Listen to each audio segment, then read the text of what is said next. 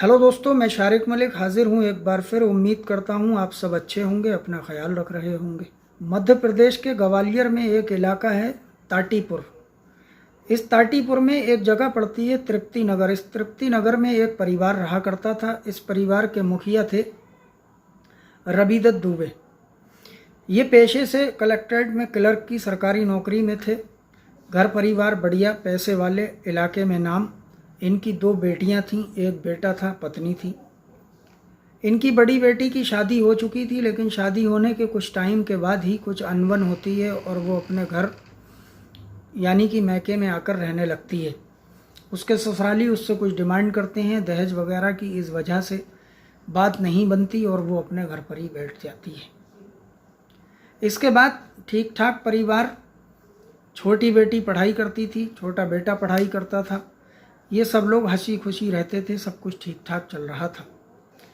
4 अगस्त 2021 को सब लोग शाम को इकट्ठा होते हैं। ग्राउंड फ्लोर पर ये लोग खाना खाते हैं। खाना खाने के बाद सब लोग अपनी अपनी जगह पर आराम से जाकर लेट जाते हैं।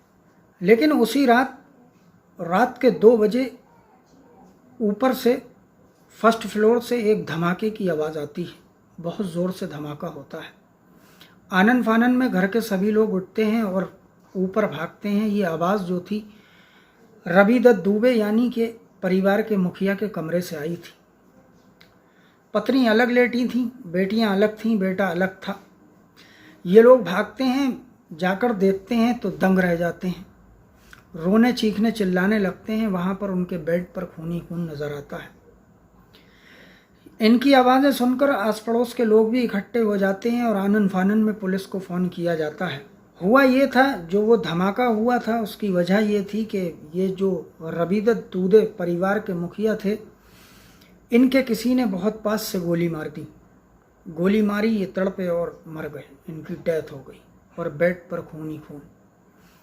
इसके बाद पुलिस आती है। ये सब लोग चीखते हैं, चिल्लाते हैं, रोते हैं। पुलिस पूछताछ करती है लेकिन कुछ पता नहीं चलता। सुबह हो जाती है, बॉडी को पोस्टमार्टम के लिए भेज दिया जाता है।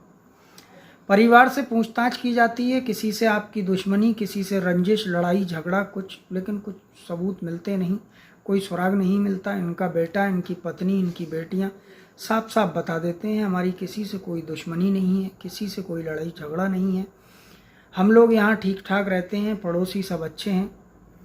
पुलिस बड़ा परेशान। लेकिन अब पुलिस इसकी तफ्तीश करती है। जब उसी रात में पुलिस ने देखा, कमरे की अच्छे से जांच करी, उसके बाद अगले दिन भी जांच करी। परिवार वालों से पूछा, किसी ने गेट खुला देखा, किसी ने घर का लॉक टूटा देखा, खिड़कियां चेक की गई, सब कुछ चेक किया गया, लेकिन कुछ ऐसा मिला नहीं कि कोई बाहर से आया हो और उसने इनके गोली मारी हो।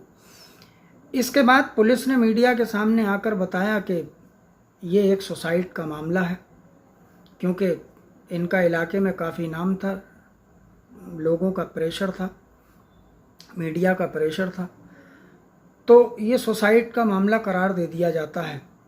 लेकिन पुलिस को 2 चीज़ें परेशान कर रही थी। एक, जब ये घर में अकेले थे ऊपर कमरे में अपने, तो कोई बाहर से अगर नहीं आता है तो फिर इनके गोली कैसे चली।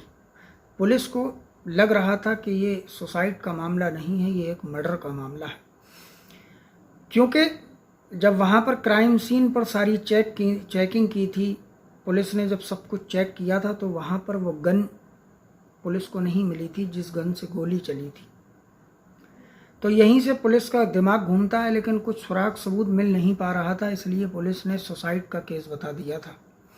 इसके बाद पुलिस गुपचुप तरीके से छानबीन अपनी चालू रखती है और वो पता लगाने की कोशिश करती है कि आखिरकार ये मामला क्या है। अब घर में कोई बाहर से आया नहीं था और कमरा ऐसा था कि कोई दूर से बाहर से गोली मारे तो कमरे में आ नहीं सकती, लेकिन गोली भी पास से चलाई गई थी, तो पुलिस इसी अड़चन में थी। इसके बाद पुलिस इस परिवार के बैकग्राउंड के बारे में जानती है, सब लोगों का पता निकालती है। बड़ी बेटी जो शादीशुदा थी, जो अपने मायके में बैठी थी किसी वजह से आकर, उसके ऊपर पुलिस एक बार शक जताती है और उसके बारे में डिटेल निकालती है, लेकिन कुछ पता नहीं चलता और पुलिस समझ जाती है कि इसमें इसका कोई हाथ नहीं है। इसके बाद उनका शक बीवी पर जाता है और बीवी के बारे में जब तलाश करती है, उनका बैकग्राउंड खंगालती है, तो ख़ास उनके बारे में भी कुछ नहीं पता चलता। फिर बेटे की जांच करती है, उसके बारे में भी कुछ नहीं पता चलता। इसके बाद उनकी छोटी बेटी जो थी 17 साल की, उसका हम नाम नहीं लेना चाहते, 17 साल की बेटी के ऊपर पुलिस का दिमाग घूमता है। अब उसकी कुंडली निकालना शुरू करती है। जब उसकी कुंडली पुलिस निकालना शुरू करती है तो किसी मुखबर के माध्यम से पता चलता है कि उसका एक बॉयफ्रेंड था, इसका नाम था करण राजौरिया। इस करण राजौरिया को रबीदत दुबे ने एक बार देखा भी था अपनी बेटी के साथ, और इसके बाद उसके 1-2 थप्पड़ मारे थे, अपनी बेटी के भी मारे थे और घर लेकर आ गए थे, और उसको सख्त हिदायत दी थी कि आज के बाद अगर तुझे मैंने अपनी बेटी के साथ देखा तो अच्छा नहीं होगा। जब पुलिस को ये बात पता चलती है तो पुलिस का दिमाग घूम जाता है, और सबसे पहले पुलिस यही काम करती है कि इसको, जो करण राजौरिया था, इसको उठाती है और पूछताछ शुरू करती है। ये घुमाने की कोशिश करता है लेकिन कुछ बताता नहीं है। इसके बाद पुलिस अपने अंदाज में इससे पूछताछ करती है, तब ये मुंह खोलता है और ये बताता है, साहब मैंने कोई कत्ल नहीं किया, मेरी तो 20 दिनों से जो इनकी बेटी है उससे मेरी बात भी नहीं हुई। हाँ, मैं उससे प्यार करता था, वो भी मुझसे प्यार करती थी, लेकिन मेरा इसमें कोई हाथ नहीं है। लेकिन अभी कुछ टाइम पहले इसी लड़की ने, जो मेरी गर्लफ्रेंड है, इसने मुझसे कहा था कि तुम मेरे पिता का कत्ल कर दो। वो मुझे तुमसे मिलने नहीं देते और उन्होंने तुम्हें एक बार मारा था और मुझे भी मारा था। तुम्हें उनका कत्ल करना होगा, उसके बाद हम दोनों आज़ाद होंगे, जैसे चाहेंगे मिलेंगे, जहाँ चाहेंगे मिलेंगे, खूब बात करेंगे, ऐश करेंगे, शादी करेंगे। करण राजौरिया जब ये बात सुनता है तो वो डर जाता है, हैरान रह जाता है और परेशान हो जाता है, और वो कहता है, नहीं, मैं ये काम नहीं कर सकता, मैं ये काम नहीं कर सकता, मुझे तुम माफ़ कर दो, आज के बाद मैं तुमसे कभी बात नहीं करूँगा। और वो डर जाता है। इसके बाद वो कभी उस लड़की से दोबारा बात नहीं करता। अब पुलिस को जब ये बात करण राजौरिया बताता है कि उसकी गर्लफ्रेंड यानी रबीदत दुबे की बेटी ने कहा था कि तुम मेरे पिता को मार दो, तब हम लोग आज़ाद हो जाएंगे, आशिकी करेंगे, जब चाहेंगे जब मिलेंगे, जहाँ चाहेंगे मिलेंगे, हमें हमारे ऊपर बंदिशें लगाने वाला कोई नहीं होगा। जब ये बात पुलिस सुनती है तो दंग रह जाती है, और वो गुपचुप तरीके से अब इस पर नज़र रखती है और इसके CDR निकलवाती है। ये बात भी ठीक थी कि करण राजौरिया के नंबर पर लगभग 20 दिन से कोई कॉल नहीं हुई थी, लेकिन उसके बाद लगातार एक लड़के से बात हो रही थी। वो लड़का पुष्पेंद्र लोधी, ये एक सुपारी किलर भी था, हिस्ट्री शीटर भी था, ये एक बदमाश किस्म का दबंग लड़का था। पुलिस अब इस पुष्पेंद्र लोधी की तलाश में जुट जाती है और इसको एक जगह से उठा लेती है। अब इससे पूछताछ करती है। ये भी इधर उधर की बात करता है, घुमाने की काफ़ी कोशिश करता है, लेकिन पुलिस भी फिर अपने पुलिसिया अंदाज में इससे अच्छे से इसकी खातिर तवाज़ो करती है और पूछताछ करती है। तभी ये मुँह खोलता है और फिर पूरी कहानी सुनाता है और ये बताता है। जब ये मिलता है तो वो पुष्पेंद्र से मीठी मीठी बातें करती है और इससे कहती है कि तुम्हें मेरा एक काम करना होगा। पुष्पेंद्र कहता है, क्या काम है? तो ये बताती है, तुम्हें मेरे पिता का कत्ल करना होगा। पुष्पेंद्र बोलता है, ठीक है, कत्ल हो जाएगा, लेकिन उसके बदले तुम मुझे क्या दोगी? उसके बदले तुम्हें मुझे बहुत सारे पैसे देने पड़ेंगे।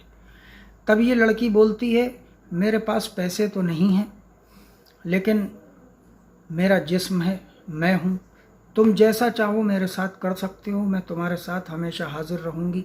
जब भी तुम बुलाओगे मैं तुमसे मिलने आऊँगी, जब जब जहाँ जहाँ बुलाओगे मैं आती रहूँगी, और चाहो तो तुम मुझे अपनी गर्लफ्रेंड भी बना सकते हो। ये देखने की बेहद खूबसूरत, कटकाठी की बहुत अच्छी। पुष्पेंद्र को भी लालच आ जाता है, उसकी नीयत ख़राब हो जाती है। वो कहता है, ठीक है। अब इसके बाद रबीदत दुबे के कत्ल की प्लानिंग शुरू हो जाती है। ये दोनों प्लान करते हैं और प्लान करने के बाद 4 अगस्त 2021 को ये जो पुष्पेंद्र लोधी था, ये इसके घर आता है रात के 2 बजे। ये जाती है चुपके से, अपने घर का लॉक खोलती है और उसको अंदर लेती है। वो ऊपर जाता है, ऊपर जाने के बाद ये उनको शूट कर देता है, गोली मारता है, और ये फटाक से नीचे जाता है। वो गेट खोलती है और उसको बाहर करती है, और चुपचाप गेट बंद करके ये भी ऊपर जाकर रोने चिल्लाने लगती है। इनके घर में एक कुत्ता भी था, उस कुत्ते को ये खोलती है और पहले से ही ऊपर ले जाकर टेरेस पर छोड़ देती है। अब जब ये बात घर वालों को, फैमिली वालों को, परिवार वालों को पता चलती है तो वो लोग भरोसा नहीं कर रहे थे। उनको यकीन नहीं हो रहा था कि हमारी इस बहन ने, हमारी इस बेटी ने अपने पिता को ही मरवा दिया अपनी अय्याशी के लिए, अपने प्यार के लिए, अपनी आज़ादी के लिए, अपनी बेशर्मी के लिए। उस समय वहाँ के एसपी अमित सांगी जी थे, उन्होंने ये पूरी वारदात सार्वजनिक की थी। तो दोस्तों, ये थी आज की अफसोसनाक कहानी। उम्मीद करता हूँ आप सबको पसंद आई होगी। हमारा मकसद इस कहानी को सुनाने का ये नहीं था कि आप किसी को इसका दुख पहुँचे या आप परेशान हो। हमारा मकसद सिर्फ ये है आप सावधान रहें, सतर्क रहें। अब मैं उन लोगों के नाम ले देता हूँ जिनका आज बर्थडे है, जिनका आज जन्मदिन है। उन्होंने मुझे मेल किया था। आप लोग भी मुझे मेल कर सकते हैं। आपका कोई सवाल हो या जन्मदिन हो, मैं नाम लेकर रोज़ बोलता हूँ जिन जिन के जन्मदिन होते हैं, और वो मुझे कमेंट में या मेल में मुझे बताते हैं। तो ये किशन लाल कन्हैया जी हैं, नवाबगंज बरेली से। आज इनका जन्मदिन है, तो ढेर सारी बधाई। बहुत बहुत मुबारक हो आपका जन्मदिन, आप सलामत रहें। प्रकाश झा हैं मुरादाबाद से, इनका आज जन्मदिन है। बहुत बहुत मुबारकबाद पेश करता हूँ। सलामत रहें आप, अपना ख्याल रखते रहें, सब कुछ अच्छा हो। नाजिम अलवी हैं नोएडा से, इनका आज जन्मदिन है। मैं इनको बधाई पेश करता हूँ, मुबारकबाद पेश करता हूँ। आप भी ठीक रहें, स्वस्थ रहें, सावधान रहें। नाजमा सिद्दीकी हैं इलाहाबाद से, इनका आज जन्मदिन है। मैं इनको बधाई देता हूँ, उनके जन्मदिन की मुबारकबाद देता हूँ। आप भी खुश रहें, सलामत रहें, सावधान रहें। काजल मिश्रा हैं, ये सितारगंज से, इनका आज जन्मदिन है। इनको भी बहुत बहुत मुबारकबाद, बधाई। तो दोस्तों, ये थी आज की कहानी। अब दीजिए मुझे इजाज़त, कल फिर मिलेंगे एक किसी नई कहानी के साथ। जय हिंद, जय भारत।